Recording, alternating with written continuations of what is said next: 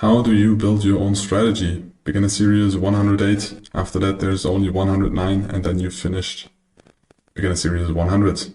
We'll continue until beginner series 700 or 800. So, it is important that you know how to build your own strategy. Yes, you will learn our strategy. Yes, you will learn our setups. And yes, you should try to trade that strategy.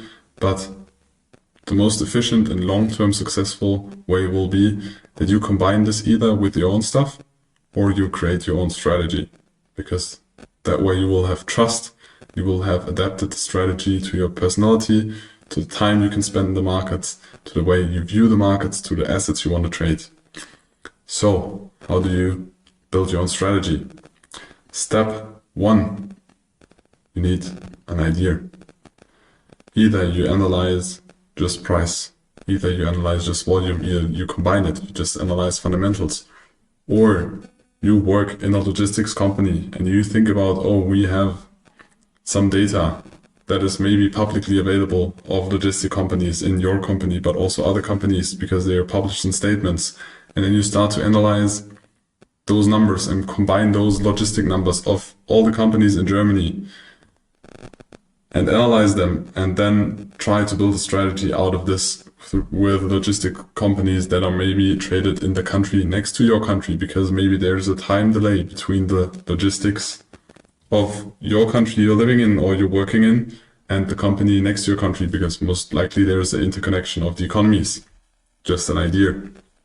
Or you start to analyze the weather of a specific region, because when the weather is good, maybe a commodity or oranges are less likely to grow, or something is produced less, or more oil is needed. So there can be a lot of strategies, either just technical or fundamental, but you need an idea and then you need to test it in the next step.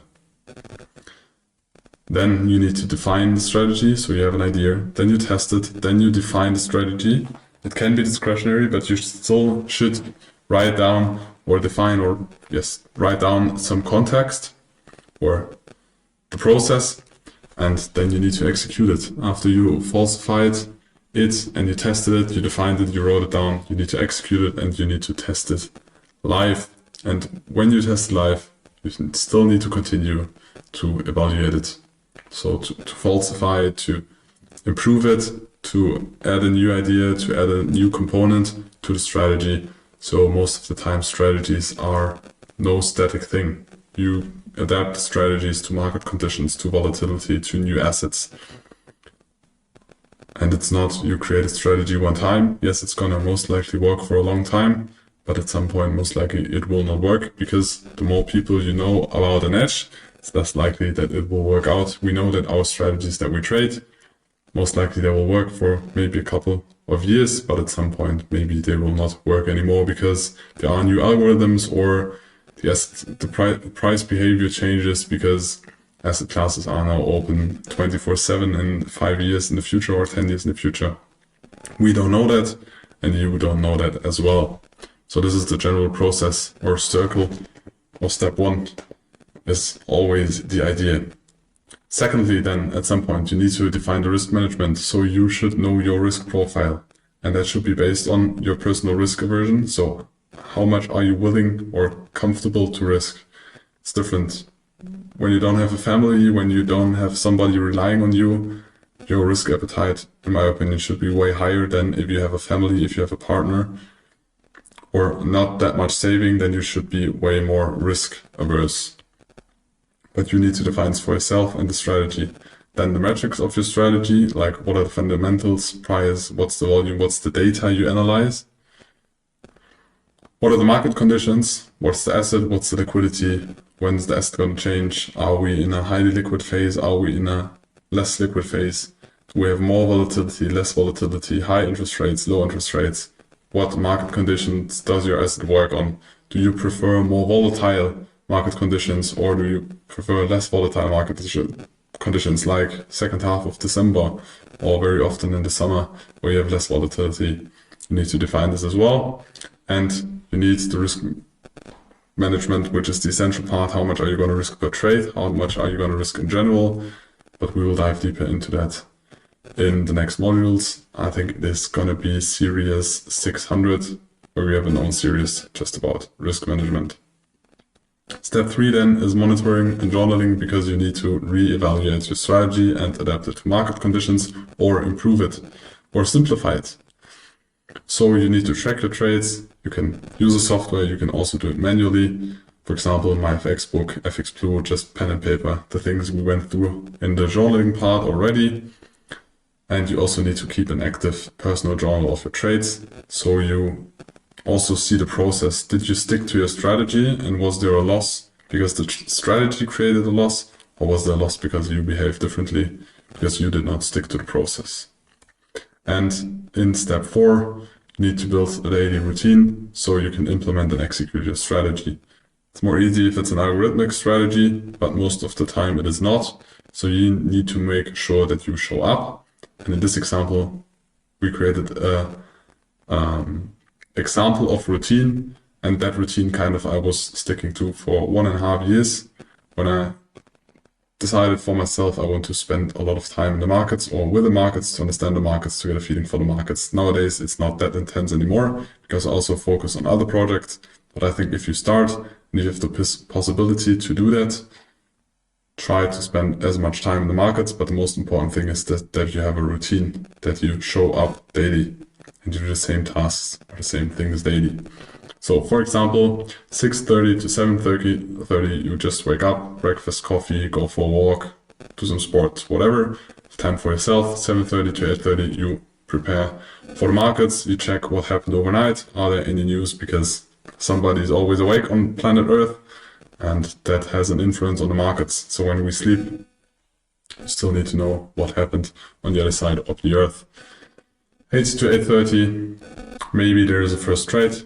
If there are news, if there are no news, most likely there's no trade, because there's still less volume if you trade European products. Again, it depends on what assets you trade.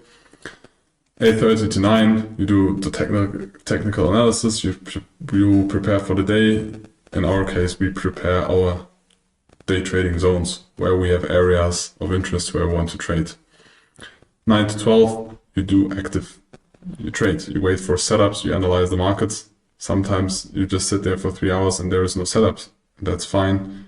And the more time you spend, or the more you implemented the routine, the more you can do other tasks when you see there is no setup, because then you have your alarms and then you know when you need to check for the markets. But in the beginning, it can be very beneficial just to stare at the markets and analyze the markets. But very important, just because you analyze the market, it doesn't mean that you need to do anything. Very often trading is just waiting. From 12 to 14 or 2 p.m, lunch break, get away from the PC. At some point, you're going to get very drained because you stare at the screen. You need to make a lot of decisions in trading. You need to analyze, and this needs a lot of brain capacity. At some point, you need a break. You need a reset. You need to get some food. Very often, I went for a walk, because then my brain was I had a small reset after that. I had new energy. Most of the time I had some food, and then I went for a walk. But very important, get away from the PC. Don't check the charts on your phone. Just get away. Then 2 p.m. to 6 p.m, you have the US trading session. For us European people, depending on where you live, there you have another trading session in the morning. For us Europeans, we have the European session, so I traded the European products or assets. You can also trade them in the afternoon, but in the afternoon then I focused more on the US assets, stocks, or futures. Then 6 to 6:30 p.m, then you should evaluate your trades, or you should implement all the information into your journal that you maybe have missed during the trades. And then after that, of course, you need some lunch, you need some time for you, maybe spend time with friends, but also can be very interesting at the beginning when you learn to check the market close. So to see what happens at the end of the day, what happens when a lot of action in the closing auction starting. Maybe you can trade it, or you just watch what's happening there to get a feeling for the asset, to get a feeling for the markets. Most important thing is you build daily routine that improves your focus and neutrality, because you need to be neutral. You should be at the markets every day. it should be nearly the same. Your emotional status and the focus or the way your mood is, the way your energy level is, because if your energy level and your mood and your emotion changes every day, your decision is going to be different. And trading should be repetitive or kind of repetitive to quantify it or to have a good trading strategy and to have the possibility to decide to make high quality financial decisions multiple times a day. And for this, you need focus, you need clarity, you need to be emotional, stable or neutral. And if you're not, this will influence your trading and it's not good. So build a routine, stick to it. It does not need to be as extensive as this because you're going to have work, you need to study, you go to school, whatever you're doing with your family. It's just an example. Reduce it to the way you do.